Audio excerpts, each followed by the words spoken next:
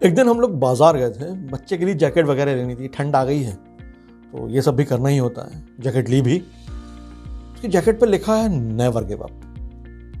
फिर दूसरे दिन एक और लड़के की टी शर्ट पर लिखा देखा यार नेवर गिव अप। लगातार 2 दिन तक नेवर गिव अप। स्लोगन मुझे पता है, अच्छा भी लगता है, नो डाउट। दूसरी बार देखा तो लगा यार सही है यार, कभी हार नहीं माननी, यानी नेवर गिव अप। मुझे कतई पता नहीं था कि 2 बार स्लोगन देखने का मतलब क्या था। मतलब ये था कि इसी तरफ से इस बार की कहानी आने वाली थी। मेरे बचपन के दोस्त आदर्श शर्मा ने एक कहानी भेजी।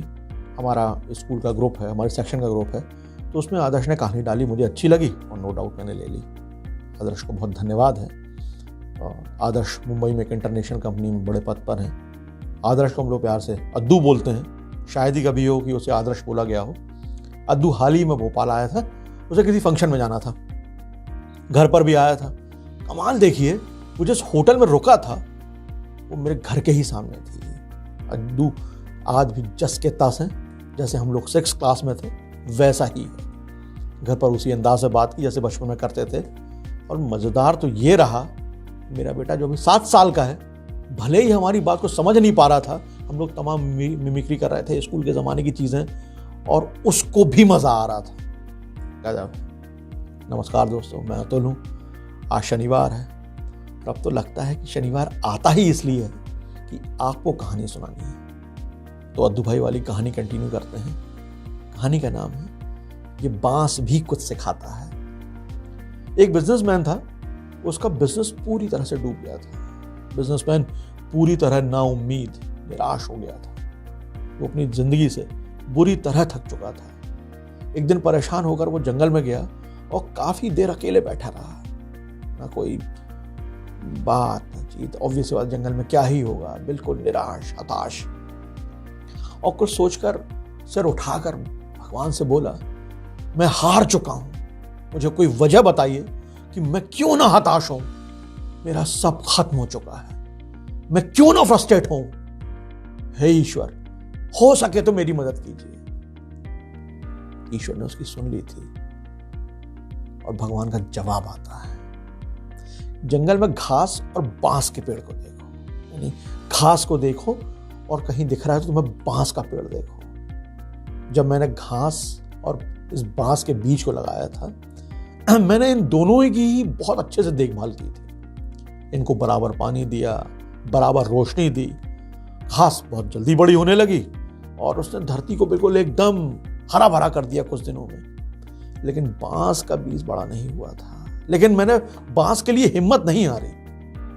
दूसरे साल घास और घनी हो गई, उस पर घनी झाड़ियां भी आने लगी, मतलब एकदम जंगल सा बन गया घास का।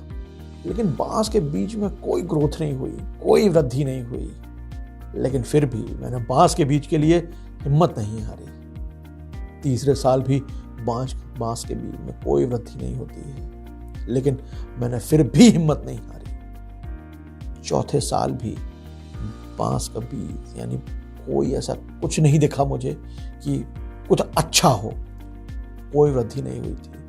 लेकिन फिर भी मैं लगा रहा। 5 साल बाद उस बांस के बीज में से छोटा सा पौधा अंकुरित हुआ। घास की तुलना में ये पौधा बहुत छोटा था, कमजोर था। लेकिन केवल 6 महीने बाद छोटा सा पौधा 20 फीट लंबा हो गया। मैंने इस बांस को बढ़ाने के लिए 5 साल का समय लगाया। लेकिन इन 5 साल में इस बांस की जड़ इतनी मजबूत हो गई कि 20 फीट के ऊंचे बांस को वो आराम से संभाल सके। जब भी तुम्हें जिंदगी में संघर्ष करना पड़े तो समझ लेना कि तुम्हारी जड़ मजबूत हो रही है, रूट्स मजबूत हो रही हैं। तुम्हारा संघर्ष तुम्हें मजबूत बना रहा है ताकि आप आने वाले कल को और बेहतरीन बना सको। मैंने बांस पर हार नहीं मानी, मैं तुम पर भी हार नहीं मानूंगा। किसी दूसरे से अपनी तुलना मत करो। घास और बांस दोनों के बड़े होने का वक्त अलग अलग है, दोनों का उद्देश्य अलग है। तुम्हारा भी समय आएगा, एक दिन तुम भी बांस के पेड़ की तरह आसमान छुओगे। मैंने हिम्मत नहीं हारी, तुम भी मत हारो।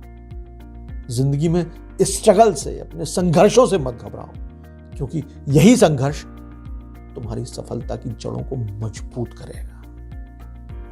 बस यही थी आज की कहानी, छोटी सी कहानी अद्दू भाई के जानिब से। दोस्तों, तुलना से किसी का भला नहीं होता, तुलना करनी ही नहीं चाहिए, लेकिन हर दम हर पल होती है। वो ऐसा है, उसे देखो, वो वैसा है, यार तुम तो कोई भी इससे अछूता नहीं है। तुलना करना शायद हम इंसानों का व्यवहार बन चुका है, हम लोगों के पूरे व्यक्तित्व में शुमार हो चुका है। यार कोई खिलाड़ी है तो कोई सिंगर है, कोई रनर है तो कोई फुटबॉलर है, कोई नेता है तो कोई एक्टर है। हर आदमी की अपनी पहचान है, हर इंसान अलहदा है। गेहूं का पौधा बरगद नहीं बन सकता, पीपल जामुन नहीं हो सकता। सच है। परीक्षा में 60% लाने वाले की अपनी खासियत है, 80 वाले की अपनी, 90 वाले की अपनी, 33% लाने वाले की भी अपनी खासियत है, होगी ही, ऐसा हो ही नहीं सकता। किसी की तुलना ना करें, न अपनी किसी से करें, ना किसी को खुद की तुलना करने दें, सबको पनपने दें। किसी को देखने के लिए तो पूरी जिंदगी पड़ी ही है यार। ज्यादा ज्ञानवाणी हो गई हो तो क्षमा चाहता हूँ। अगले शनिवार शाम 6 बजे आनी के YouTube चैनल पर एक नई कहानी लेकर आऊँगा। तब तक स्वस्थ रहिए, खुश रहिए, अपनों के साथ रहिए और सुनते रहिए मुझे यानी अतुल। कहानी अच्छी लगती हूँ तो हमारा YouTube चैनल भी ज़रूर सब्सक्राइब कीजिएगा और अपनों से भी करवाइएगा। जय हिंद।